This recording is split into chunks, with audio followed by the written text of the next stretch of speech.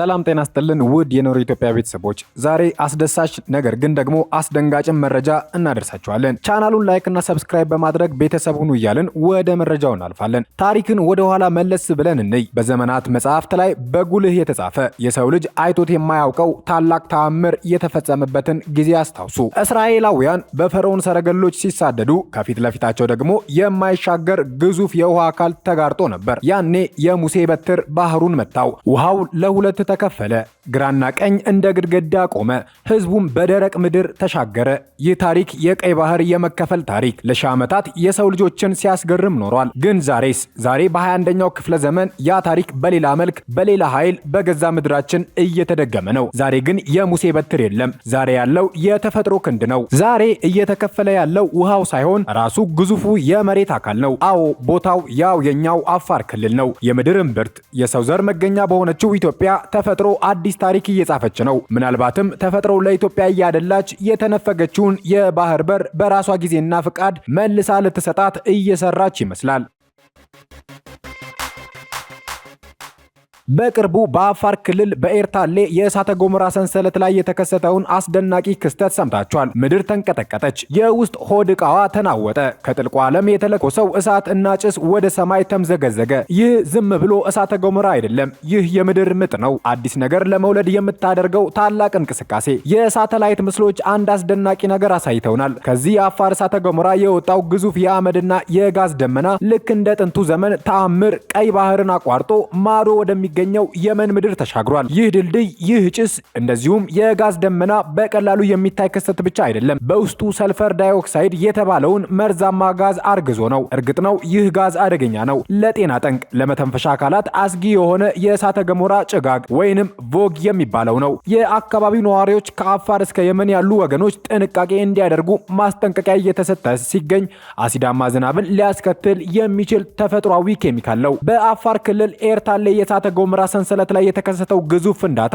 የአካባቢው ሰማይ ብቻ ሳይሆን ዓለምን አስደንግጧል። ከዚህ እቶን የወጣው አመድና አቧራ ቀይ ባህርን አቋርጦ እስከ የመን ምድር መድረሱ ሳተላይቶች ምስክርነታቸውን ሰጥተዋል። ነገር ግን ከሚታየው ጭስ በስተጀርባ የማይታይና ለህይወት አስጊ የሆነ ሌላ ጠላት አለ። የማይታየው ገዳይ ሰልፈር ዳይኦክሳይድ። ከምድር ሆድ ዕቃ የሚወጣው ይህ ጋዝ ዝም ብሎ ጭስ አይደለም። ሳይንቲስቶች እንደሚሉት ይህ ድምፅ አልባው አደጋ ነው። ይህንን ጋዝ ወደ ውስጥ መሳብ የመተንፈሻ አካላትን ይለበልባል። አስም ያለባቸው ህፃናትንና አረጋውያንን በቅጽበት ለከባድ ህመም ይዳርጋል። ይህ መርዛማው ጭጋግ የሆነው ሰልፈር ዳይኦክሳይድ ከአየር እርጥበት ጋር ሲገናኝ ቮግ የተሰኘ መርዛማ ጭጋግ ይፈጥራል። ይህ ጭጋግ አይንን ያቃጥላል፣ ጉሮሮ ይዘጋል፣ የአየር ጥራትንም ያበላሻል። አሲዳማ ዝናብ በማዝነብ አደጋው በዚህ ብቻ አያበቃም። ጋዙ ከደመና ጋር ተዋህዶ ወደ መሬት ሲወርድ ውሃን፣ አፈርንና ህንፃዎችን የሚበላ አሲዳማ ዝናብ ሆኖ ሊዘንብ ይችላል። ከዚህ አደገኛ ጋዝና ጭስ በስተጀርባ ያለው ትልቁ ምስል እጅግ የሚያስደነግጥና ተስፋን የሚፈነጥቅ ነው። ከትዕይንቱ በስተጀርባ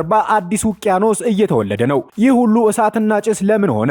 መልሱ እጅግ አስደናቂ ነው። አሁን እያየን ያለነው የአፍሪካን ቀንድ ከቀሪው የአህጉሩ ክፍል የመገንጠል ሂደት ነው። ለምን ሆነ ብለን ስንጠይቅ ሳይንስ መልሱ የአፍሪካ መሰንጠቅ ነው ይለናል። ነገር ግን እኔ ደግሞ የኢትዮጵያ ተስፋ እለዋለሁ። በአፋር ያለው መሬት ዝም ብሎ መሬት አይደለም። የአፋር ሶስትዮሽ መስቀለኛው መንገድ ወይንም የአፋር ትሪፕል ጀንክሽን የሚባል የዓለማችን ሀያላን የቴክቶኒክ ፕሌት የሚገናኙበት ቦታ ነው። የአረቢያን ፕሌት፣ የሶማሊያን ፕሌት እና የኑቢያን ፕሌት እርስ በርስ እየተገፋፉ ሳይሆን እየተራራቁ ነው ያሉት፣ እየተላቀቁም ጭምር። ሙሴ ባህሩን የከፈለው ህዝቡን ለማሻገር ነበር። ተፈጥሮ ግን አሁን መሬቱን እየከፈለች ያለችው ባህሩን ወደኛ ለማምጣት ነው። አስቡት፣ መሬቱ በአመት እስከ 2 ሴንቲሜትር እየተለጠጠ ነው። ይህ ለጂኦሎጂ እጅግ በጣም ፈጣን ሩጫ ነው። መሬቱ ሲለጠጥ፣ ሲሳሳና ሲቀደድ ከስር ያለው ማግማ ወይንም የቀለጠ አለት እንዳሁኑ እየፈነዳ ይወጣል።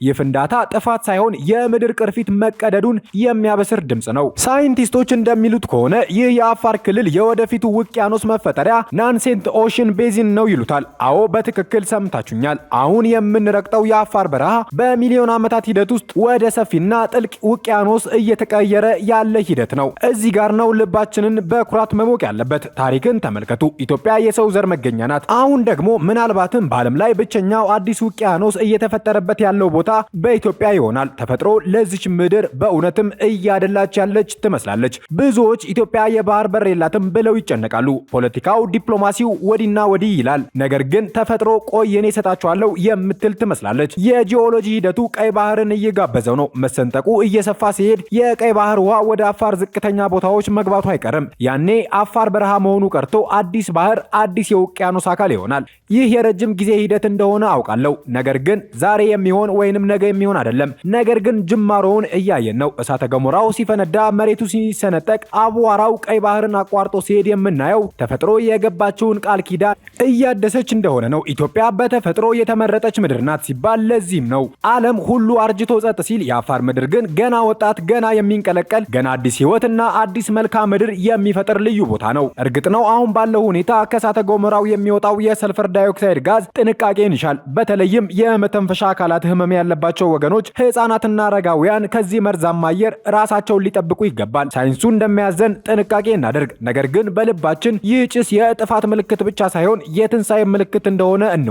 እንደ ሙሴ ዘመን ውሃው ተከፍሎ አልፎን የሚሄድ ሳይሆን መሬቱ ተከፍሎ ውሃውን አቅፎ የሚያስቀር ኢትዮጵያ ላይ አዲስ ውቅያኖስ የሚፈጥር ታላቅ ክስተት በአይናችን እያየን ነው። ተፈጥሮ ለኢትዮጵያ ታደላለች። ጂኦሎጂው ምስክር ነው። ዛሬ የሚጠሰው እሳተ ገሞራ ነገ ለሚፈጠረው ሰማያዊ ውቅያኖስ ፋና ወጊ ነው። ስለዚህ ይህንን የተፈጥሮ ተአምር ስንመለከት በውስጣችን ተስፋ ይኑር። ምድር እየሰራች ነው። ኢትዮጵያም የወደፊት የተፈጥሮ ስጦታዋን እየጠበቀች ነው። በአፋር እየሆነ ያለው ነገር ሁለት ገጽታ አለው። በአንድ በኩል ተፈጥሮ አዲስ ውቅያኖስ ለመውለድ የምታደርገው አስደናቂ ምጥ ሲሆን፣ በሌላ በኩል ደግሞ አሁን ላለው ትውልድ የጤናና የአካባቢ ስጋት ነው። አይኖቻችን በአፋር ላይ ናቸው። ይህ ፍንዳታ የምድርን ታሪክ በራሳችን ዘመን እያየን ለመሆናችን ሕያው ምስክር ነው። በቀጣይ መረጃ ኢትዮጵያ ከአባይ ወንዝ ከፍተኛ መጠን ያለው ውሃ እየለቀቀች ነው ስትል ግብጽ ስሞታ አቀረበች። የግብጽ የውሃ ሀብትና መስኖ ሚኒስቴር ባወጣው መግለጫ ኢትዮጵያ ከህዳሴው ግድብ ላይ ከፍተኛና ያልተቀናጀ ውሃ መልቀቋን ገልጾ በዚህም በታችኛው ተፋሰስ ላይ ከዚህ ቀደም ታይቶ የማይታወቅ ጅረት ማስከተሉን አስረድቷል። ሚኒስትሩ እንዳለው ሴፕቴምበር 10 ቀን የተለቀቀው የውሃ መጠን 485 ሚሊዮን ሜትር ኪዩቢክ ውሃ የነበረ ሲሆን ሴፕቴምበር 27 ግን የተለቀቀው ውሃ መጠን 780 ሚሊዮን ደርሷል ብሏል። በህዳሴው ግድብ ላይ የሪሞት ሴንሲንግ ጥናት ማድረጉን ያስታወቀው ሚኒስቴሩ በዚህም 1 ሜትር የሚሆን ውሃ መለቀቁን ገልጾ ይህም ከተፈጥሯዊው የአባይ ወንዝ የውሃ ፍሰት ወደ 2 ቢሊዮን ሜትር ኪዩብ የሚሆን ተጨማሪ ውሃ መለቀቁን እንደሚያመላክት አስረድቷል። መግለጫው ሲቀጥልም በአባይ ወንዝ ፍሰት ላይ ግልጽነትና ተከታታይነት ያለው ቁጥጥር እንዲደረግና ኢትዮጵያ በተናጠል በህገወጥ መንገድ የምታደርገው የውሃ አስተዳደር አደጋ እንደሚያስከትል ማሳሰቡን አውስቷል። ከዚህ ቀደም በግድቡ ውሃ ላይ ፍሰት ላይ ተለዋዋጭ እርምጃ መውሰዷን ያስታወቀው መግለጫው በዚህ ወር ደግሞ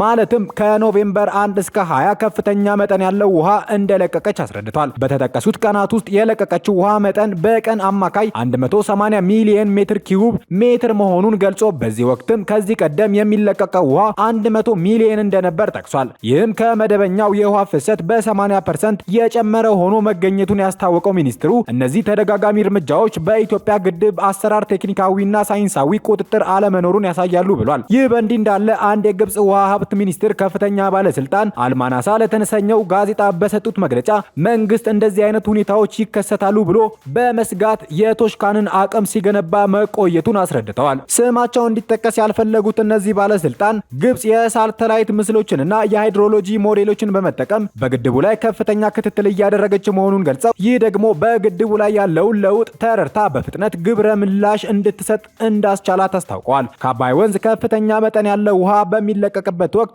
ወደ አስዋን ግድብ ከመድረሱ በፊት በቶሽካ ውሃ ማሳለፊያ በኩል እንደሚያልፍ የጠቀሱት ባለስልጣኑ በዚህ የተነሳ ቶሽካን ማጠናከር ማስፈለጉንም አስረድተዋል። አበቃን። ሀሳብ አስተያየታችሁን በኮሜንት ሴክሽኑ ላይ ያስፈሩልን። ቻናሉን ላይክ እና ሰብስክራይብ በማድረግ ቤተሰብ ሁኑ እያልን መልካም ጊዜን ተመኘን።